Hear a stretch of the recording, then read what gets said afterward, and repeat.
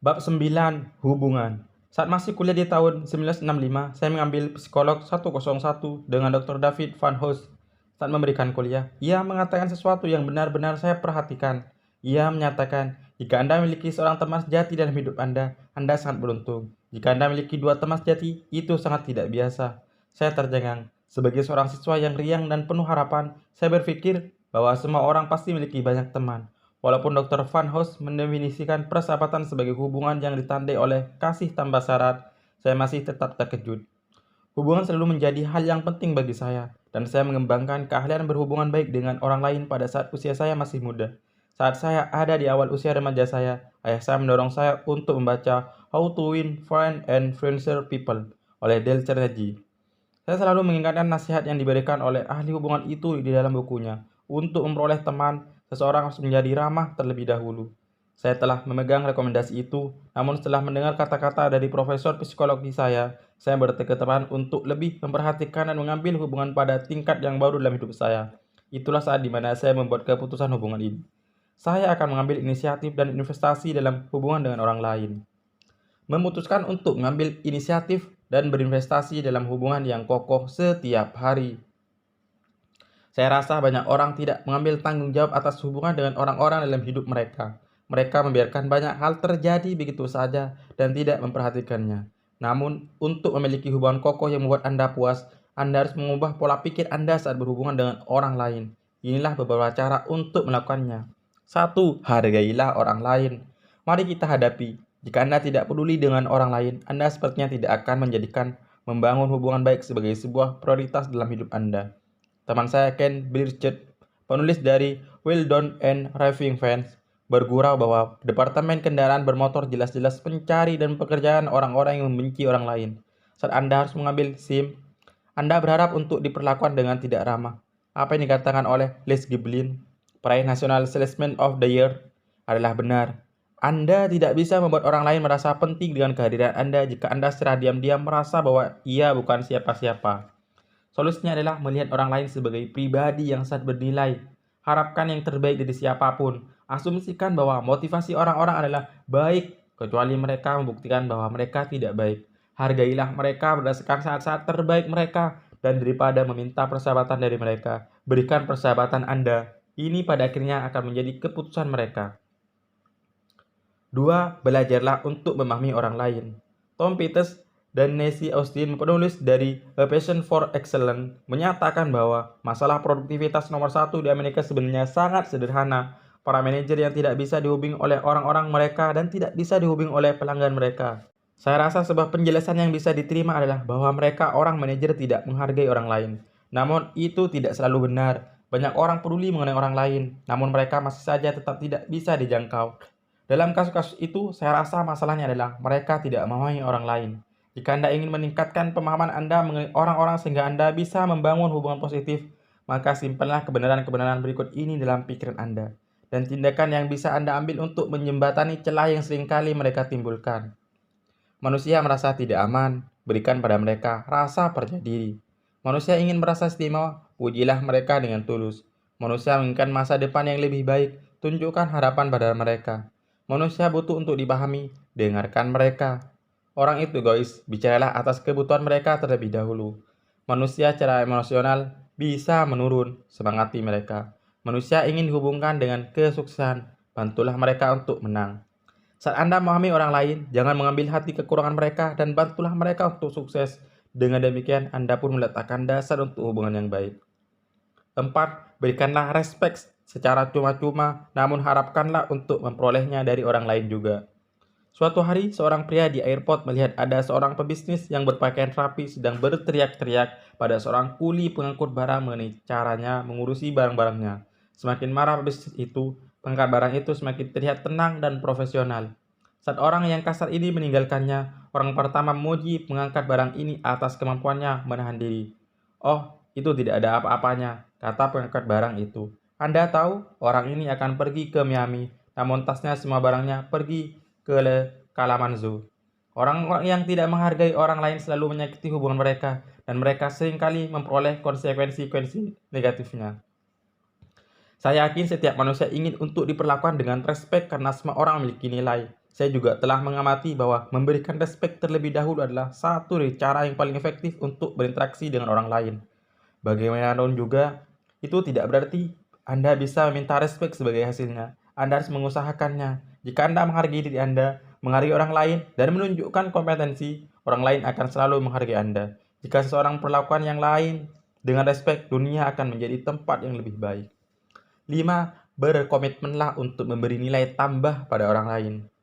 Pengkhotbah abad ke-19 dari Inggris Charles Spurgeon menyarankan, ukirlah nama Anda di hati dan bukan pada marmer. Cara terbaik untuk melakukannya adalah dengan berikan nilai tambah pada orang lain. Lakukan hal itu dengan cara mencari kemampuan di dalam diri orang lain, menolong orang lain untuk menemukan kemampuan mereka, menolong orang lain untuk mengembangkan kemampuan mereka.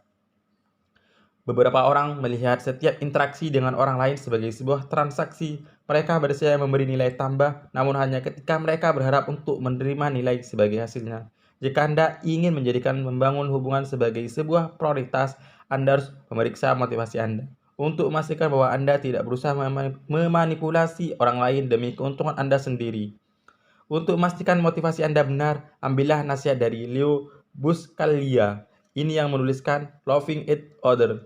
Selalu awali sebuah hubungan dengan bertanya, apakah saya memiliki motivasi tersembunyi saat ini membangun hubungan dengan orang ini? Apakah perhatian saya bersyarat? Apakah saya berusaha melarikan diri dari sesuatu? Apakah saya berencana mengubah orang ini? Apakah saya butuh orang ini untuk menolong saya memperbaiki kekurangan dalam diri saya? Jika jawaban Anda untuk pertanyaan yang manapun adalah iya, tinggalkan orang itu. Ia lebih baik tanpa diri Anda. Mendisiplinkan cara Anda membangun hubungan. Saya sangat banyak memikirkan saat-saat ketika kita tidak memperhatikan hubungan. Karena hal itu, kita tidak selalu memberikan perhatian yang seharusnya diterima dan diinginkan oleh orang lain. Hubungan yang baik membutuhkan sangat banyak usaha untuk membuat hubungan saya tetap berada di jalur yang benar. Demikian pula saya berinvestasi di dalam diri mereka seakan-akan saya harus membuat mereka sukses. Saya mempraktikkan disiplin ini. Setiap hari, saya akan sengaja mengambil tindakan untuk mendepositokan kebaikan hati dalam hubungan saya dengan orang lain. Hal ini berarti saya memberikan lebih dari yang saya harapkan untuk saya terima, mengasihi orang lain tanpa syarat, mencari cara untuk memberi nilai tambah pada orang lain, dan membawa kegembiraan dalam hubungan yang saya suka itu. Setiap sore, saya mengevaluasi area dalam hidup saya itu dengan bertanya pada diri saya, apakah saya telah memikirkan orang lain dari hari ini? Apakah mereka akan mengekspresikan kegembiraan bahwa mereka telah menghabiskan waktu dengan saya? Jika jawabannya adalah ya, maka saya telah melakukan bagian saya. Jika Anda ingin meningkatkan hubungan melalui tindakan Anda setiap hari, lakukanlah hal-hal berikut ini. 1. Dahulukan orang lain. Cara terbaik untuk mengawalinya dengan benar adalah dengan mendahulukan orang lain.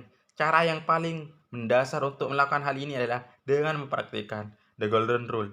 Lakukanlah pada orang lain sama seperti yang Anda ingin mereka lakukan pada Anda. Jika Anda menggunakan pola pikir itu dalam semua hubungan Anda dengan orang lain, Anda tidak bisa salah. Namun ada juga cara lain untuk menunjukkan pada orang lain bahwa mereka itu penting dan bahwa Anda tertarik dengan apa yang ada dalam diri mereka. Berjalanlah perlahan-lahan di antara keramaian. Ingatlah nama orang-orang, tersenyumlah pada siapapun, dan jadilah yang tercepat untuk menawarkan pertolongan. Orang-orang tidak peduli betapa banyaknya Anda tahu hingga mereka tahu betapa banyak Anda peduli. Jangan membawa beban emosional. Tidak ada hal yang bisa menandingi luka masa lalu yang bisa dibawa setiap hari dalam kehidupan seseorang. Jika Anda ingin menikmati waktu Anda dengan orang lain, Anda harus menyingkirkan jenis-jenis luka itu. Anda tidak bisa mempertahankan kesalahan-kesalahan lama dan membuat hubungannya benar. Jika seseorang telah menyakiti Anda dan Anda harus mengatasinya dan membicarakannya, segera lakukan itu. Pecahkan itu dan lupakanlah jika hal itu tidak berharga untuk dipikirkan. Lupakanlah itu dan teruslah maju. 3. Berikan waktu untuk hubungan-hubungan yang paling berharga bagi Anda. Kebanyakan orang membuang energi hubungan dengan cara mempraktikkan yang datang awal dilayani lebih dulu. Mereka meladeni orang-orang yang datang lebih awal. Siapapun yang memperoleh perhatian mereka lebih awal telah membeli waktu dan energi mereka. Inilah mengapa orang-orang yang suka mencari perhatian, bukan orang-orang dengan performa tinggi, menghabiskan sangat banyak perhatian dan mengapa sangat banyak orang tidak memiliki apapun yang tersisa saat mereka pulang dari pekerjaan mereka. Karena Anda telah membaca bab mengenai keluarga, Anda harus tahu bahwa saya percaya bahwa keluarga Anda menyediakan hubungan yang paling bernilai dalam hidup Anda. Mereka harus diutamakan saat Anda berencana untuk menghabiskan waktu Anda. Setelah itu, seharusnya Anda mendahulukan hubungan Anda yang nomor 2. Penting, itu adalah masalah menerapkan prioritas yang baik. 4. Layani orang lain dengan senang hati. Sekali waktu saya mendengar seorang eksekutif pada salah satu penerbangan menjelaskan bahwa betapa sulitnya untuk mempraktikkan dan melatih orang untuk industrinya. Ia mengatakan bahwa pelayanan adalah satu-satunya yang harus mereka jual. Namun itu adalah hal yang paling sulit untuk diajarkan karena tidak ada seorang pun yang ingin dianggap sebagai pelayan. Helen Keller mengatakan, hidup adalah bisnis yang menarik dan hal yang paling menarik adalah menjalani hidup untuk orang lain. Saya rasa hal itu benar. Semakin lama saya hidup, semakin saya yakinkan bahwa memberi nilai tambah pada orang lain adalah hal terbaik yang bisa kita lakukan dalam hidup ini. Karena itu, saat melayani, saya berusaha melakukannya dengan riang gembira dan penuh semangat. 5. Sering-seringlah mengekspresikan kasih dan penghargaan Anda. Setelah mengalami serangan jantung, sangat banyak orang bertanya pada saya, apakah perasaan Anda yang paling dominan? Apakah itu takut, panik, atau bertanya-tanya? Jawaban saya mengejutkan sebagian besar di antara mereka. Faktanya itu benar-benar mengejutkan saya. Itu adalah kasih, lebih dari yang lain. Selama saya merasakan rasa sakit itu, saat saya tidak yakin apakah saya akan tetap hidup atau mati, saya ingin mengatakan pada orang-orang yang paling dekat dengan saya betapa saya mengasihi mereka, keluarga saya, orang-orang yang bekerja dengan saya, teman-teman lama. Saya belajar bahwa Anda tidak akan pernah terlalu sering mengatakan pada orang-orang yang Anda kasih betapa Anda mengasihi mereka. Saya pikir banyak orang merasa yakin bahwa cara terbaik untuk menolong orang lain adalah dengan mengkritik. Mereka membagikan pengalaman pengetahuan yang mereka miliki. Saya tidak setuju. Cara terbaik untuk menolong orang lain adalah dengan melihat yang terbaik dalam diri mereka. Saya ingin menyemangati setiap orang yang saya temui. Saya ingin mereka tahu hal-hal baik yang saya lihat dalam diri mereka. Saya mempraktikkan prinsip 101%. Saya mencari satu hal yang saya kagumi dalam diri mereka dan memberi mereka 100% semangat untuk hal itu. Itu menolong saya untuk menyukai mereka. Itu menolong mereka untuk menyukai saya. Dan apalagi yang bisa lebih baik untuk mengawali sebuah hubungan? Keputusan hubungan Anda hari ini. Di mana Anda berdiri saat tiba waktunya untuk hubungan Anda hari ini? Ajukan pertanyaan-pertanyaan ini pada diri Anda. Apakah saya telah memutuskan untuk mengambil inisiatif dan investasi dalam hubungan yang kokoh setiap hari? Jika iya, kapan saya mengambil keputusan itu? Apakah yang sebenarnya telah saya putuskan? Disiplin hubungan Anda setiap hari.